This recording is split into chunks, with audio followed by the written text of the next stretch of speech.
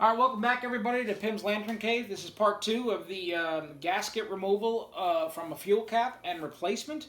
We've gone ahead and used the torch to burn out the gasket material. So right now it's this is cooled down. I can handle it, so do be careful when you're doing that.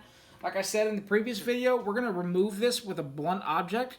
So something that's pointy. So I'm going to use this and you kind of dig in here a little bit. You can kind of see the pieces. You're going to get in here with I've got a little tiny screwdriver, and you can see, I hope that the camera's picking this up because I can't see it right now. But I'm kind of just digging out this material, and it's flaking out like almost like a burnt pizza crust. It's just really crusty and really hard. So you can kind of see here, this is where this has been removed up here. So I'm going to go completely around. Sometimes big chunks of it fall out. Sometimes you hit it. Other times you really got to dig at it. This one's coming out really easy. So you just go all the way around there. Go ahead and keep going out until you get all the material out. You want to get all that nasty stuff out of there. Got a little bit more over here I got to do. When you get it all out, and I don't have any more, you want to probably go ahead and hit it with a little bit of carb cleaner.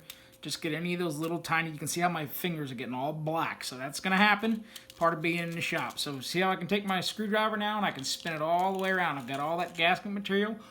Got an air compressor, you can give a little bit of a blow. This one's really, really clean. So I'm just going to go ahead and hit it with a little bit of carb cleaner if I got some on here. You can hit it, clean it up a little bit. There's a little bit of carb cleaner left. Get some of those flakes off of there. All right, and then what we're going to do is, and I'm going to, hopefully you can see this. I'm going to check the camera so that I can see where this is, because this is kind of going to be a hard way to do this. Let me see if I can angle this down a little bit better.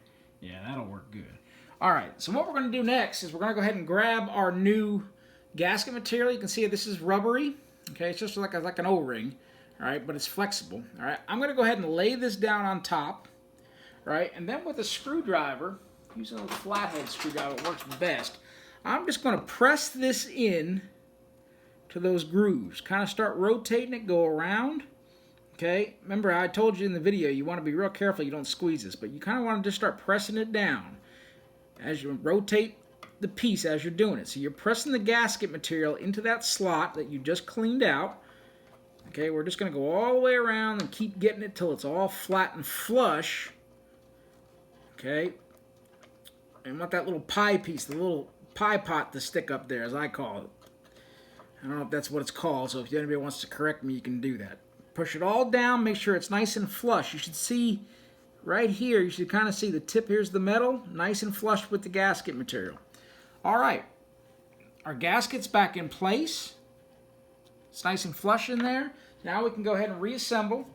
We're going to go ahead and grab the same thing we had before. Here's the cap.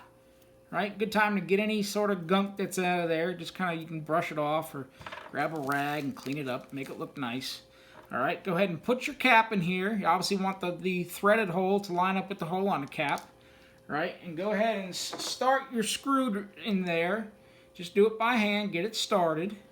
All right, same way we talked about before. We're going to go ahead and put it in the gasket removal tool. We're going to do the exact same thing before. We're going to have the screw facing the hole. You can see that. We're going to snug it up by hand. And we're going to grab our wrench, 3/4 inch wrench, tighten up the bolt onto that interior cap. Give it a nice little snug. And then we're just going to take our screwdriver. Now we're just going to tighten the screw back up until it stops. Right there. Give it a nice good snug. And then you might even be able to spin it. First the cap. Take it out. Okay. And then what we can do is we can go ahead and take the lantern. Now this is an H. An H didn't come with 3-piece caps. 3 caps were made up into the early 70s, I believe. If I'm wrong about that, you can check me. But Coleman decided to stop making these 3-piece caps. Some people will say that they should just get rid of them. These are dangerous. That's not, I don't believe that. If you do, that's fine. No worries to you. I think a 3-piece cap with a brand new gasket works just as good, if not better, than the 1-piece caps. So what I'm going to do real quick is we're just going to go ahead and test this.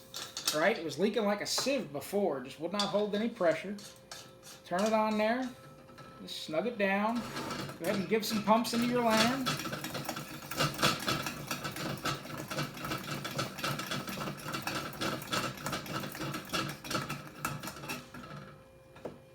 Give it a listen. I don't hear anything. Okay, so I'm coming over by the phone so you all can see this. Nice. Working just like it should. All right. So that is how you replace the gasket on your fuel cap. If you have any questions, post them in the comments down below. It's relative to do. Obviously, you're going to have some sort of piece of heat. So you're going to have something that's going to get yourself a torch, because you're going to need it. You'll be amazed at how much stuff with lanterns you can do with a torch. Got any questions? Do comment below. If you like this video, do like it, subscribe. Always be careful when you're dealing with fire, especially inside. Have a fire extinguisher. Got one right behind everybody, behind the counter if necessary. I will have some more videos on more troubleshooting and more specifics.